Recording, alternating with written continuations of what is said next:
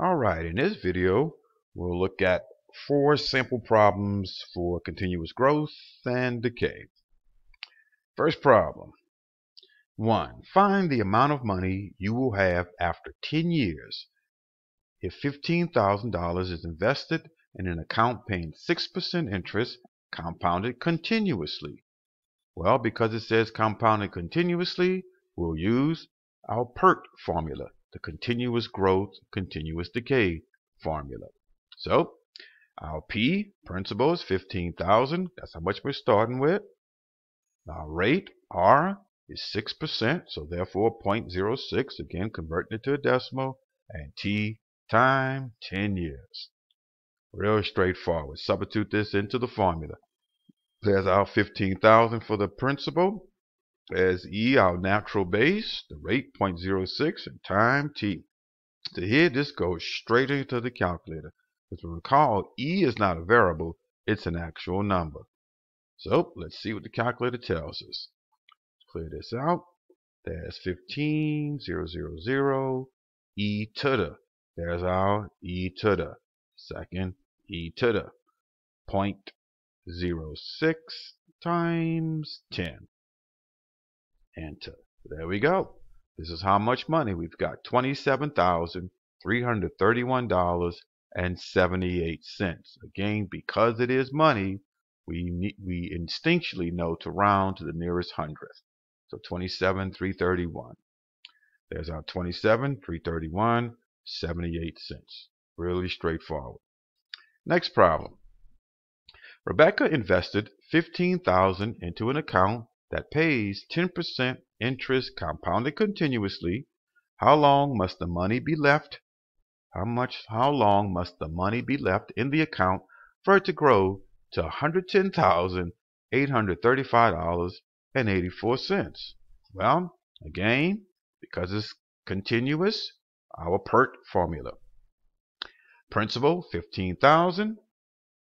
It told us the rate, 0.1, because 10% as a decimal, 0.1. And the amount after time has passed is that 110,000 plus. Alright, so we simply substitute everything into the formula. The difference here is now we're solving for time. So this gives us an algebraic equation. We have to start performing the appropriate inverse operation. Well, first thing we're going to deal with is this 15,000.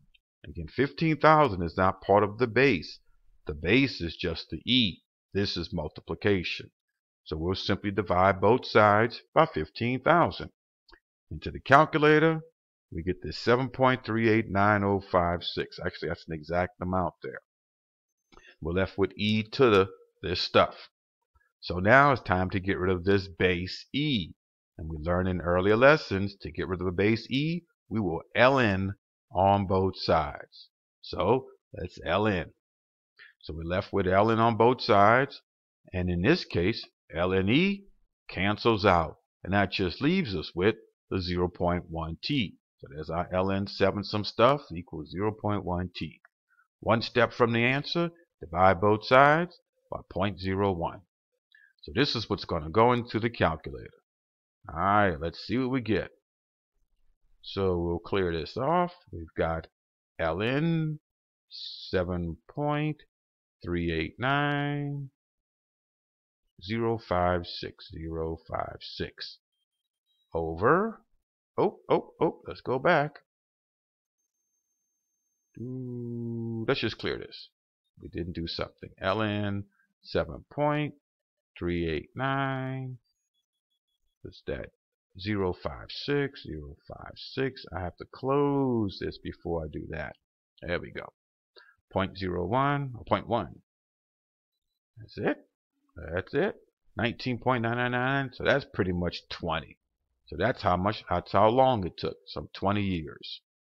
So that's our decimal. So it's about 20 years. So if Rebecca put this 15,000 into this account at 10%, after 20 years, she has over $100,000. That's not too bad. Next problem. Number 3. E. coli bacteria have a growth rate of about 116% per hour. Assume that there are initially 500 E. coli bacteria infecting the body. How long will it take for the bacteria population to grow to 17 million? Again, because this is E. coli, the deal is that this is something that happens in nature. So this is continuous growth. Again, continuous, natural growth, pretty much the same thing. And we're still using the same formula. So again, there's nothing here telling me that we're using continuously being compounded or compound continuous. The fact that it had something that was found in nature that was the clue to let us know we're using natural growth or our PERT formula. So the amount we're starting with was that 500. Initially it was 500. The rate 1.16 could be divided this by 100. A of t, the amount after time has passed, is the 17 million, and I wrote it out with the zeros. So we just substituted into the formula. There's the 17,000. There's the original 500 bacteria, 1.16. Just like previous, time to get rid of this 500. Divide 500 on both sides. Left side, we happen to get 34,000. Time to deal with this base E, so we'll ln on both sides. The ln cancels out. Oops, should have been moved over some. And we're just left with the 1.16t. Divide both sides by that 1.16, and that's what goes into the calculator. So let's see what we get. This time I'm going to start with the little fraction. ln, that's our ln, 34,000, 34,000, all over, 1.16. Calculator says 8.99. Again, that's really close to 9 years. So, oh, not years in this case. This is 9 hours. About 9 hours. All right, one more example. All right, at what annual rate, compounded continuously, will $1,000 have to be invested to amount to $2,500 in 10 years? So it's like in real life, if you got $1,000 right now, you're not going to touch it for 10 years. And you're hoping to buy something that's worth $2,500. You need to know what kind of account, the rate you would need to invest it. So, compound continuously, we've got our PERT formula, continuous growth formula. P is 1,000, got $1,000 to start with. Time, 10 years. A of t, because don't give us the rate, that's what we're going to find. A of t, 2,500. That's what they told us. So everything is substituted into the formula. A of t, 2,500. My principal, $1,000. And there's our time, 10 years. So let's get rid of this 1,000. Divide both sides by 1,000, 2.5.